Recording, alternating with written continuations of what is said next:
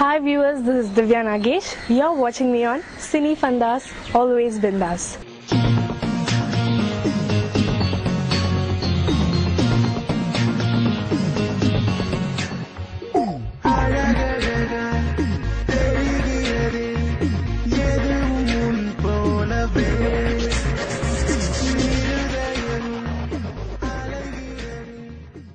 இந்த child artist நிறைய ஃபிலிம்ஸ்ல பார்த்துருப்பீங்க, அரௌண்ட் 40 ஃபிலிம்ஸ்ல பார்த்துருப்பீங்க. நான் இந்த ஃபீல்டுக்கு எப்படி வந்தேன் அதெல்லாம் நீங்க கண்டிப்பா தெரிஞ்சுக்கணும். ஏன்னா நான் பயங்கரமா கஷ்டப்பட்டிருக்கேன் இந்த ஃபீல்டுக்குள்ள வரதுக்கு. ஸோ நானும் அண்ணாவும் ஆக்சுவலி கிரிக்கெட் கோச்சிங்க்கு அவச்சி ஸ்கூல்ல வந்து போயிட்டு இருந்தோம்.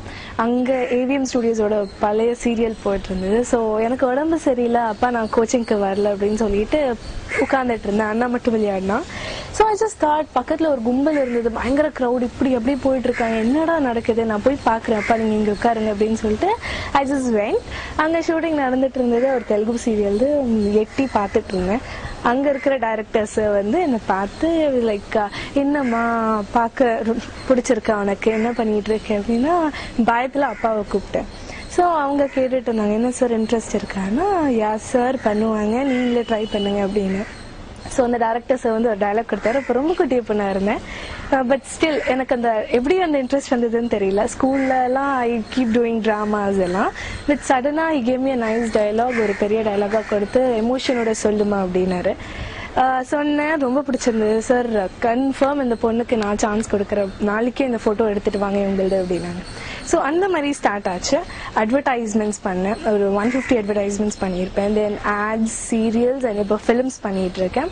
ஸோ 40 ஃபிலிம்ஸ் பண்ணியிருக்கேன். இந்த நீங்கள் கண்டிப்பாக அருந்ததி பார்த்துருப்பீங்க. ஸோ இப்போ எங்கே போனாலும் என்னை ஜக்கம்மா இல்லை பொம்மாலி அப்படி தான் கூப்பிட்டுட்டு இருக்காங்க, அவ்வளோ ஃபேமஸாக இருக்கேன். அண்ட் அருந்ததிக்கு வந்து தெலுங்குல நந்தி அவார்டும் கிடச்சிருக்கு.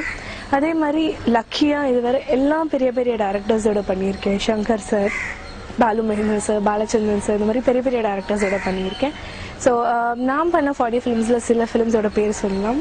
அந்நியன், அது ஒரு நான் காலம், ஜில்லுன்னு ஒரு காதல், போய், தென் அருந்ததி, as I said, இந்த மாதிரி நிறைய ஃபிலிம்ஸ் பண்ணியிருக்கேன். அண்ட் இப்போ ஆஸ் அ ஹீரோயினும் அவங்க கூட இன்னும் நிறைய ஃபிலிம்ஸ் பண்ணணும்னு ஆசைப்படுறேன். அன்னியன் இந்த மாதிரி ஃபிலிம்ஸ்லாம் நிறைய டிஃப்ரெண்ட் எக்ஸ்பீரியன்சஸ் இருந்தது. பிகாஸ் அன்னியன் டைமில் அப்போ தான் நாங்கள் பாம்பேலேருந்து வந்தோம், சுத்தமாக தமிழ் தெரியாது.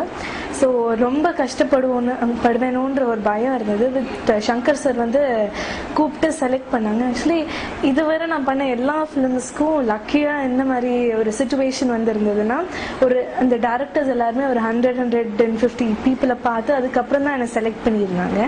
ஸோ அன்னியனில் அப்படி தான் நிறைய பேரை கூப்பிட்டு செலக்ட் பண்ணாங்க. தென் சங்கர் சார் என்ன செலக்ட் பண்ணாரு. பண்ணிட்டு நான் பயந்துட்டேன், சங்கர் சார் பெரிய டைரக்டர்ன்ற விஷயம் எனக்கு அப்போ தெரியும். திடீர்னு தமிழ் பேசணும், ஒரு பெரிய டைலாக் வேற இருக்குமா அப்படின்னு பயந்துட்டேன். சங்கர் சார் வந்து உன்னை எனக்கு பிடிச்சிருக்கு, கண்டிப்பா நீ டென்ஷன் ஆகாத. அவர் என்ன பண்ணாரு, அவரோட ஓன் வாய்ஸ்ல அந்த பெரிய டைலாக அவரோட மாடுலேஷன்ல ஒரு கேசட்டை ஆக்கி அண்ட் டயலாக் பேப்பரை கொடுத்து, நான் உனக்கு 1 மந்த் அந்த மாதிரி டைம் தரமா, நீ ஒன்றும் டென்ஷன் ஆகாத, நல்லா படிச்சுட்டு எனக்கு சேம் மாடுலேஷனோட வேணும் அப்படின்னாங்க.